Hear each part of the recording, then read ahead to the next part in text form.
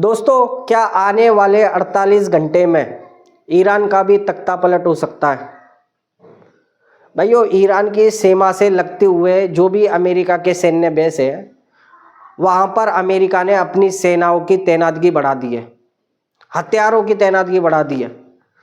हथियार जमाने पर लगा हुआ है ईरान के आसपास में, पूरी तरीके से चारों तरफ से अब ईरान को घेर लिया गया है अमेरिका।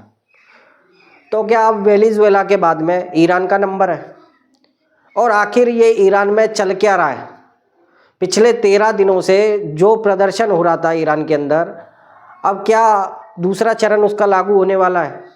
क्या अमेरिका किसी भी वक्त ईरान पर अटैक कर सकता है? चलो भाइयों, मैं आपको आज ये पूरा डिटेल में समझाता हूँ कि आखिर ईरान के अंदर ऐसा हुआ क्यों। देखो भाइयों, ईरान के अंदर जो कहानी हुई वो आपको पता है कि अब ईरान के अंदर ईरान पर अमेरिका ने लगाए हुए सैंक्शन, यानी कि जो प्रतिबंध लगाए थे, उसके चलते ईरान के अंदर महंगाई दर बढ़ गया था और इसी का विरोध करने लोग सड़कों पर उतरे थे। लेकिन अब ये जो आंदोलन है ये धीरे धीरे विध्वंसक होता जा रहा है।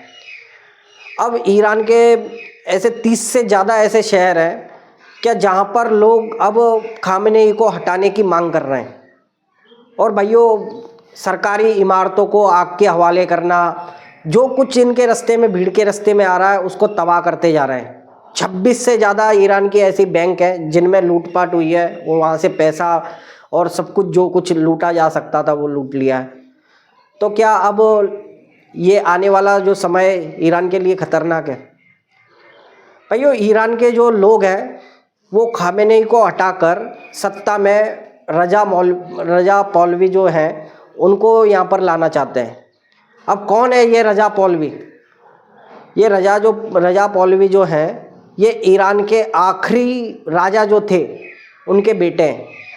19 साल के थे जब इनको ईरान से भागना पड़ा था, अमेरिका जाकर शिफ्ट हो गए थे अपने पिताजी के साथ, क्योंकि उस समय 1979 के समय एक सत्ता परिवर्तन हुआ था जिसमें इनके पिताजी जो सत्ता पे थे उनको भागना पड़ा था अपने बेटे के साथ। और उसी के बाद से आज तक खामेनेई ईरान की सत्ता पर काबिज है, जो कि सुप्रीम लीडर है। भाइयों, यहाँ पर ईरान के अंदर जो है ना, राष्ट्रपति, उपराष्ट्रपति या प्रधानमंत्री किसी की नहीं चलती। जो सुप्रीम लीडर चाहता है वही काम होता है। पर अब जो खामेनेई के जो कायदे कानून हैं उसके विरोध में लोग उससे आज़ादी चाहते हैं और इसी वजह से दोबारा से रजा पहलवी को सत्ता में लाने की बात करी जा रही है। भाइयों, देखा जाएगा तो ये पैटर्न पूरी तरीक़ा से जो बांग्लादेश में हुआ, जो नेपाल में हुआ, सेम पैटर्न है भाइयों। और इसमें भी अमेरिका इंटरफेयर कर रहा है। और आपको पता होगा अमेरिका ये क्यों करना चाहता है। भाइयों, अमेरिका ईरान में इसलिए ये सब कुछ करना चाहता है क्योंकि ईरान अब परमाणु बम बनाने के बहुत नज़दीक है।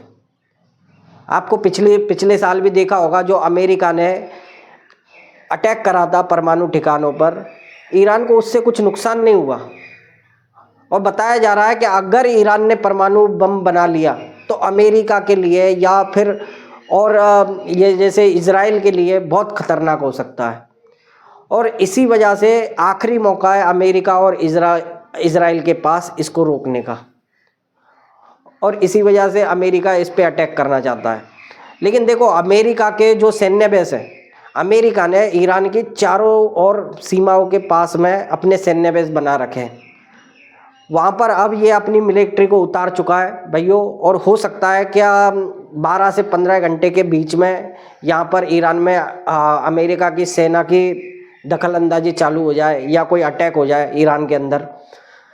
लेकिन भाइयों, इसको काउंटर करने के लिए ईरान के साथ अब कौन कौन खड़ा हो चुका है? भाइयों, इसमें ब्रिक्स देश यानी कि रूस, चाइना और साउथ अफ्रीका और ईरान, ये 4 देशों ने मिलकर एक वॉर ट्रेन कर रहे हैं जो कि साउथ अफ्रीका में हो रही है। भाइयों, इसका मकसद यही है कि अमेरिका को काउंटर करना, अमेरिका को रोकना, अमेरिका की नेवी को रोकना। और ये नेवी ड्रिल है। भारत इसमें साथ नहीं है भाइयों, लेकिन हम निरपक्ष हैं भाइयों, इसी वजह से इसमें साथ नहीं है। लेकिन जो 4 देश इसमें हैं वो अमेरिका को रोकने के लिए है। क्या अमेरिका को रोक पाएगा ईरान? सवाल है भाइयों। रोकने की बात तो अगर करी जाए तो वेनेजुएला को भी ऐसा ही लग रहा था कि जो अमेरिका है इस पे अटैक करेगा तो रूस उसके साथ आएगा, रूस नहीं आया। मैं सवाल तो यही है दोस्तों, क्या कोई देश अमेरिका को रोकने में कामयाब होगा? और क्या अब अमेरिका की जो नाटो के अंदर छवि थी, क्या अब वो ख़त्म हो गई? जो देश यूरोपियन यूनियन अमेरिका को सोचते थे कि अमेरिका उनके साथ है, क्या अब सच में उनके साथ है?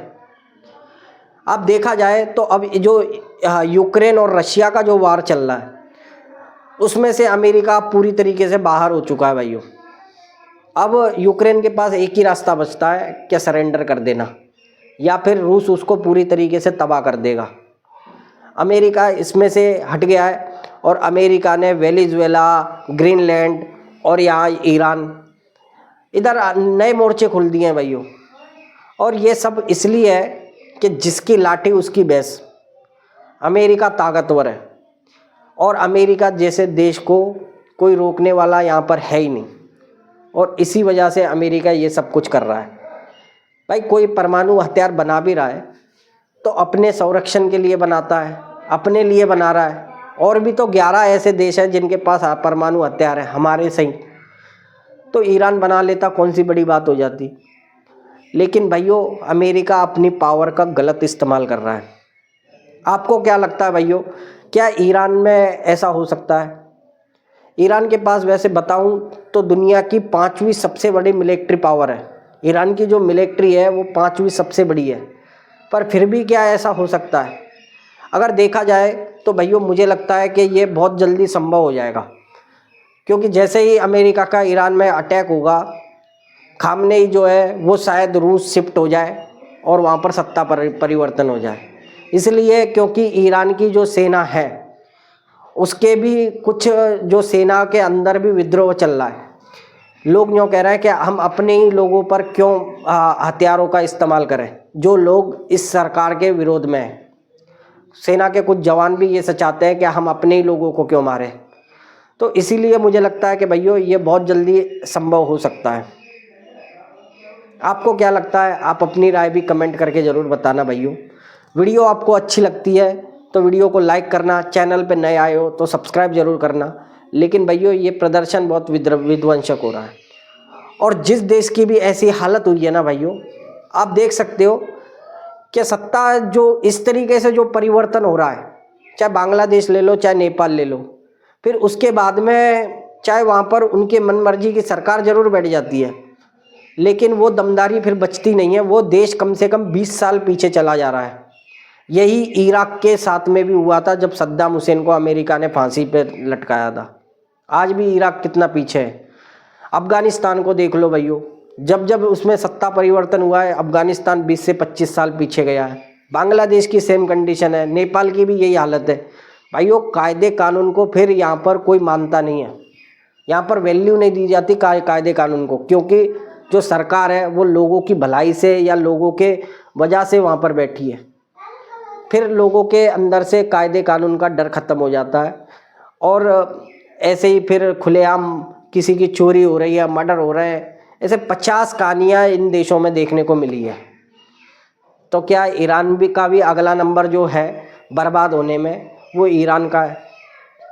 आप लोग अपनी राय अपने इस पर कमेंट करके ज़रूर बताना और लाइक भी करना भाइयों। जय हिंद।